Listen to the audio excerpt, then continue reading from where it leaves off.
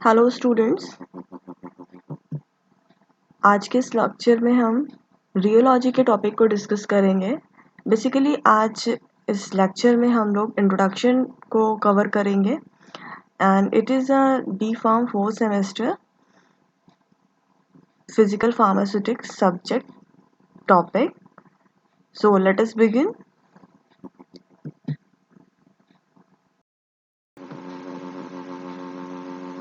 Rheology rheology जो word है derive किया गया है ग्रीक वर्ड से एंड जो दो वर्ड से मिलके बना है, first is your Rio and another one is your logos. तो रियो का मतलब होता है टू फ्लो एंड लॉगस का मतलब होता है साइंस। तो ऐसी साइंस जिसके अंदर हम किसी भी मटेरियल के फ्लो की स्टडी करते हैं उसको हम रियोलॉजी कहते हैं। अब rheology is the science that concern with the flow of liquid and deformation of solid. Now the question is, solid तो फ्लो नहीं करते हैं बट हम इस चैप्टर में सॉलिड के फ्लो की स्टडी करेंगे। अब वो कैसे फ्लो करते हैं, कैसे डिफॉर्म करेंगे, इसको हम जानेंगे इस चैप्टर में। अब आपको ये पता है कि जो मैटर होते हैं उसके 3 स्टेट होते हैं। First one is your solid, liquid and gas. अगर हम लिक्विड और गैस की बात करते हैं तो ये सेल से फ्लो करते हैं, बट सॉलिड सेल से फ्लो नहीं करते हैं, वो बेसिकली डिफॉर्म करते हैं। यहाँ वर्ड याद रखेंगे, डिफॉर्मेशन। तो सॉलिड डिफॉर्म करते हैं। कैसे डिफॉर्म करेंगे उसके लिए हम उसमें शेयर स्ट्रेस या फोर्स अप्लाई करेंगे एंड साइंस वहाँ पे लगती है जहाँ पे जो चीज़ खुद से स्पॉन्टेनियसली नहीं होती है, उसको जानने के लिए हम इस चैप्टर में स्टडी करेंगे। तो यहाँ पे आप देख सकते हैं सॉलिड डिफॉर्म व्हेन स्ट्रेस। तो सॉलिड डिफॉर्म तब होते हैं जब हम स्ट्रेस अप्लाई करते हैं और लिक्विड फ्लो तब करते हैं जब हम स्ट्रेस अप्लाई करते हैं। सो प्रीवियस स्लाइड में हमने आपको ये बताया कि जो लिक्विड और जो गैस होते हैं वो सेल से फ्लो करते हैं, बट सॉलिड क्या होते हैं, डिफॉर्म करते हैं। अब ये डिफॉर्मेशन क्या होता है, सपोज ये एक तरह का सॉलिड का ब्लॉक है एंड इस सॉलिड के ब्लॉक पे हम एक तरह से शेयर स्ट्रेस अप्लाई करते हैं। अब ये शेयर स्ट्रेस क्या होता है, शेयर स्ट्रेस को हम सिंपल समझ सकते हैं, इसको हम फोर्स कहेंगे। तो अगर किसी भी सॉलिड मटेरियल पे या ये सॉलिड ब्लॉक पे हम शेयर स्ट्रेस या फोर्स अप्लाई करते हैं तो उसके जो शेप में लिटिल बिट चेंजेस आएगा। सपोज ये ब्लॉक ऐसा है और अगर हमने शेयर स्ट्रेस अप्लाई किया, फोर्स अप्लाई किया, तो उसके जो शेप में थोड़े से चेंजेस आ गए, मतलब वो अपनी एक्चुअल पोजीशन से थोड़ा सा चेंज हो जाएगा। सपोज हमने इस सॉलिड ब्लॉक पे हैमर से फोर्स दिया तो क्या होगा, वो अपने शेप से, एक्चुअल शेप से थोड़ा सा चेंज हो जाएगा। इसी को हम कहेंगे डिफॉर्मेशन। तो इस तरीके से अगर हम फोर्स अप्लाई करते हैं तो उसके जो इनिशियल जो उसका शेप होता है उससे चेंजेस आएगा और उसके एक्चुअल शेप से लिटिल बिट चेंज होके वो अपने शेप में चेंजेस ले आएगा। तो इसको हम कहेंगे डिफॉर्मेशन। यहाँ पे यही तो हुआ है कि अगर हमने फोर्सफुली उस ब्लॉक पे एक शेयर स्ट्रेस अप्लाई किया तो वो अपने इनिशियल जो कंडीशन थी उससे चेंज होके अपनी फाइनल कंडीशन में जाता है जिसमें चेंजेस दिखाई देते हैं और इस चेंजेस को ही हम कहेंगे डिफॉर्मेशन। अब क्या है कि सॉलिड और जो लिक्विड और गैस होते हैं वो सेल से फ्लो करते हैं, लेकिन अगर हमने सॉलिड पे थोड़ा सा शेयर स्ट्रेस या फोर्स अप्लाई किया तो वो अपने एक्चुअल पोजीशन से फाइनल स्टेप में आता है और जिसमें वो चेंजेस लेके आता है और वो होता है जस्ट बिकॉज ऑफ फोर्स है। इसी को हम कहेंगे deformation of solid. So let us understand about the definition of rheology. तो हम डेफिनेशन देख लेते हैं। Rheology is the study of flow and deformation of matter under stress. तो प्रीवियस स्लाइड में आपने ये देखा है कि जो आपके लिक्विड होते हैं और जो गैस होते हैं वो सेल्स से फ्लो करते हैं, बट जो सॉलिड होता है वो सेल्स से फ्लो नहीं करता है। अब इस चैप्टर में हम सॉलिड के ही डिफॉर्मेशन ऑफ फ्लो की बात करेंगे। तो हमने ये देखा कि अगर हम सॉलिड पे किसी भी तरह का फोर्स या शियर स्ट्रेस अप्लाई करते हैं तो वो अपने एक्चुअल शेप को खो के नए शेप में आ जाता है, मतलब उसकी जो इनिशियल कंडीशन से वो फाइनल कंडीशन में चेंजेस आते हैं।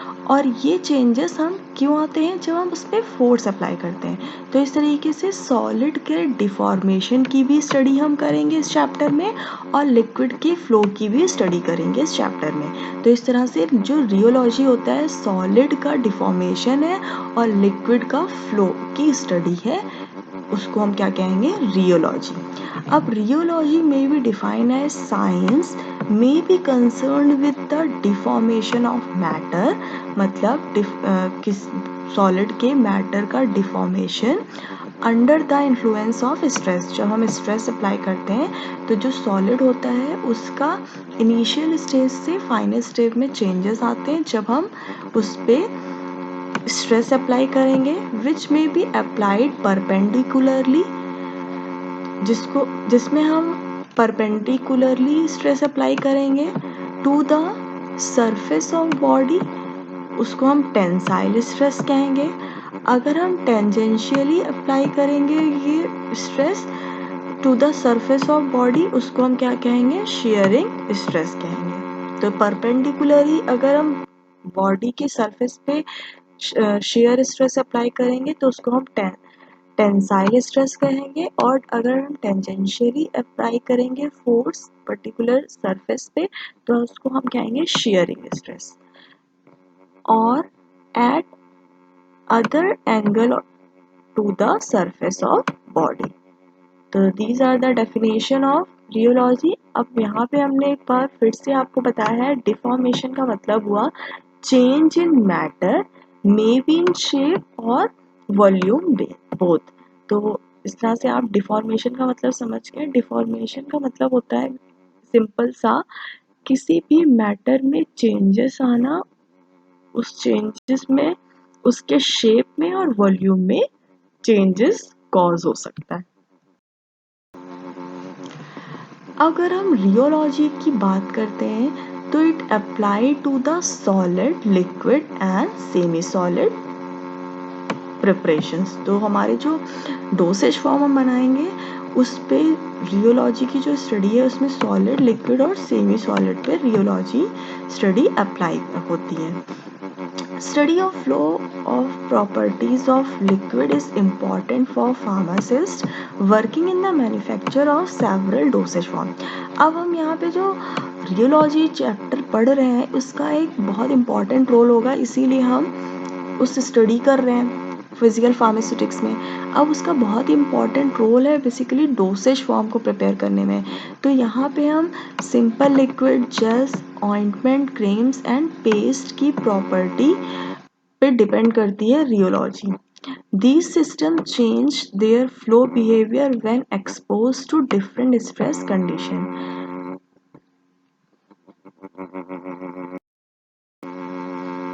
So let us understand about the significance of rheology। Rheology के क्या एप्लीकेशन है, क्यों हम रियोलॉजी स्टडी कर रहे हैं फिजिकल फार्मास्यूटिक्स में, इसको हम समझते हैं। सो फर्स्ट सिग्निफिकेंस हम देख लेते हैं in pharmaceutical and cosmetic products. अब फर्स्ट है आपका इसमें पैसेज थ्रू हाइपोडर्मिक निडल। तो सिरिंजिबिलिटी में बेसिकली अगर हम वायल से, एम्प्यूल से अपने मेडिसिन को सिरिंज में लेते हैं, पोर करते हैं, तो इसमें रियोलॉजी का बहुत इंपॉर्टेंट रोल है। तो ये सब बिहेवियर डिपेंड करेंगे आपके फ्लो बिहेवियर पे। नेक्स्ट है आपका पोरिंग फ्रॉम द बॉटल। अगर हम बॉटल से पोर करते हैं किसी भी कंटेनर में, या कंटेनर के मटेरियल को अनदर किसी कंटेनर में पोर करते हैं, तो उसमें भी जो फ्लो बिहेवियर है जिस पे डिपेंड करता है। नेक्स्ट है squeezing a paste from the tube. तो यहाँ पे आप देख सकते हैं अगर हम किसी भी पेस्ट को स्क्वीज करते हैं इसमें भी आपका रियोलॉजी का ही इम्पॉर्टेंट पार्ट है, जिसको स्टडी करके ही हम स्क्वीजिंग कर सकते हैं किसी पेस्ट का। Spreading of ointment in the skin, तो ये भी आपका डिपेंड करेगा कि हम कैसे स्प्रेड करते हैं ऑइंटमेंट को, कैसी उसकी फ्लो प्रॉपर्टी का बिहेवियर किस टाइप का है, कैसे हमने सॉलिड कंटेंट यूज़ किए हैं, तो फ्लो की प्रॉपर्टी भी आपकी ऑइंटमेंट को स्प्रेड करने पे वो भी डिपेंड करती है। नेक्स्ट है adherence of ointment in the skin. अगर कोई भी ऑइंटमेंट है अडहेर कर जाता है तो उसकी क्या ड्रॉबैक्स हैं, इस वजह से आपका ऑइंटमेंट अडहेर कर जा रहा है। नेक्स्ट है आपका release of drug from needs. Next है आपका physical stability of drug viability of the product. In pharmaceutical manufacturing operation, तो फार्मास्यूटिकल मैन्युफैक्चरिंग ऑपरेशंस में भी आपका रियोलॉजी की स्टडी बहुत इम्पॉर्टेंट है, जिसमें आपका stirring of material, packaging of material into the container, flow of emulsion through colloidal mill. Colloidal mill में अगर इमल्शन का फ्लो किस टाइप का है ये भी डिपेंड करता है आपकी रियोलॉजी की स्टडी कर पे। नेक्स्ट है trituration of suspension in mortar and pestle. अगर हम मोर्टार पेस्टल में सस्पेंशन को प्रिपेयर कर रहे हैं विद द ट्राइचुरेशन तो वो भी फ्लो प्रॉपर्टी आपकी डिपेंड करेगी। नेक्स्ट है आपका flow of powder from hopper into the die cavity. अगर हम टैबलेट प्रिपेयर कर रहे हैं तो कैसी मटेरियल का फ्लो हो रहा है, ग्लाइडेंट इजीली फ्लो कर रहे हैं कि नहीं हॉपर में, और डाई कैविटी में इजीली आपका कंट्रोल है कि नहीं, तो ये भी डिपेंड करेगा आपका रियोलॉजी पे। नेक्स्ट है आपका in pharmaceutical equipments. Pharmaceutical equipments में भी रियोलॉजी का बहुत इंपॉर्टेंट रोल है। इसमें आपका strength and toughness of bottles, deformability of rubber stoppers, flexibility of tubes used in catheters. Next है आपका strength of sutures and ligatures. So today here I am ending the introduction part of rheology. Thank you.